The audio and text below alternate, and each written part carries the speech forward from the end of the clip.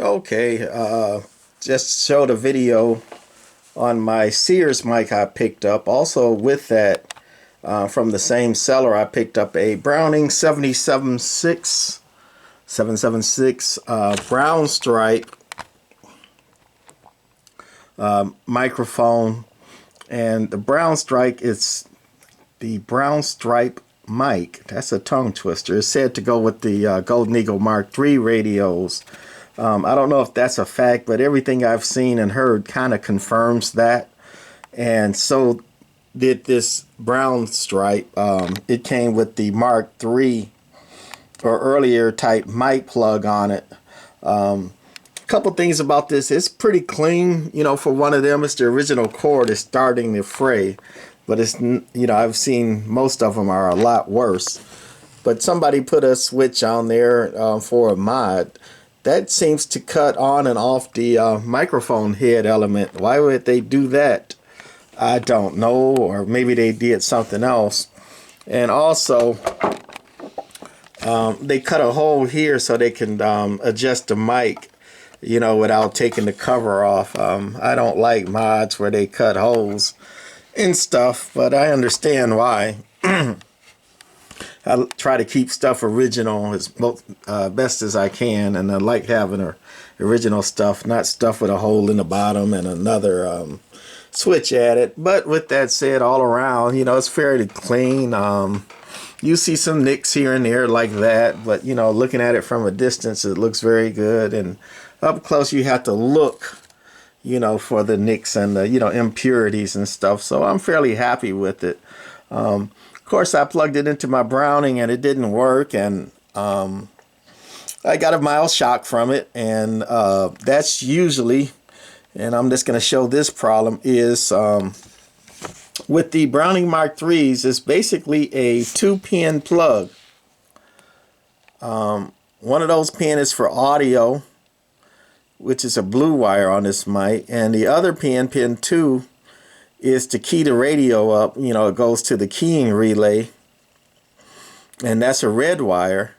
And how they use the ground is they use the shell or the outer of the mic plug for the ground. So this is actually what grounds the radio, is the shell when it's connected. But how they do that is they go through the spring, and then if you can see that piece of solder there with nothing going to it, because supposedly this shield from the mic wire is supposed to be soldered to that coil. And then the coil is connected through to the microphone connector socket through that screw. And of course on this one the screw is missing. This is loose, wobbling around. That's loose, wobbling around because it's not screwed down, and it broke off that shield wire right here. Common problem. I actually stripped a little bit more of this and threaded together and put a little solder on that shield, because it was pretty much no shield wire left. It was just pieces and bits floating around in here, all broke off. So I'm not going to show it with a camera in one hand and trying to run my mouth. So I'm going to solder that back onto there and put this on and get me some screws and screw it down, and hopefully it'll get working then. But one other thing I wanted to say, the ground comes through the shielded or bare wire to the coil and to the socket, and that's how you get a shock on a Browning Mark III.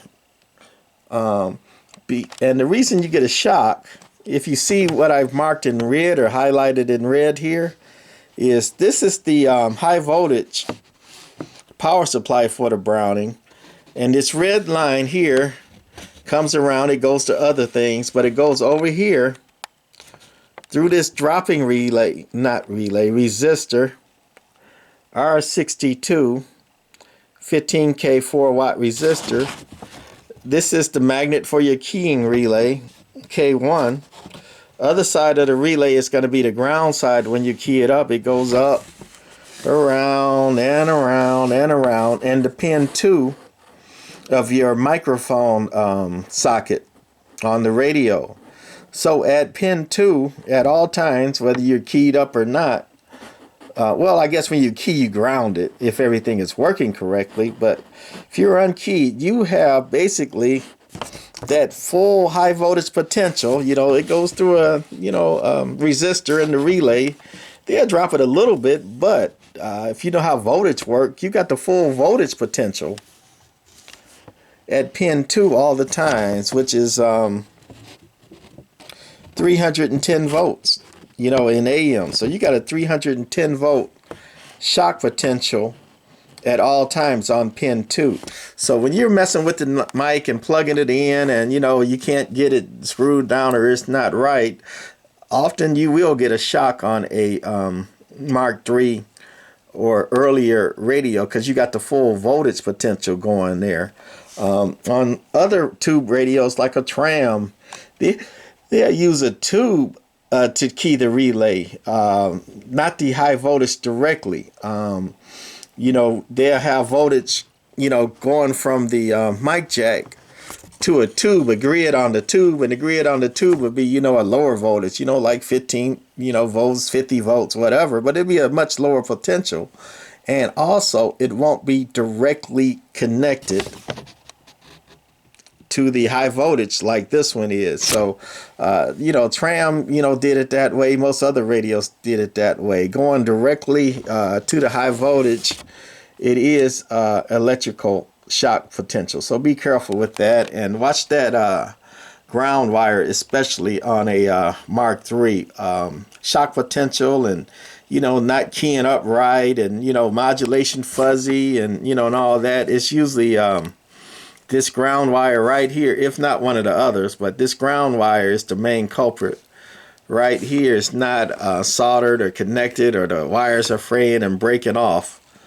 Going to the coil, and then it's got to be tightened down good going to your mic connector here, because all that needs to be connected and grounded well for you to get a good connection.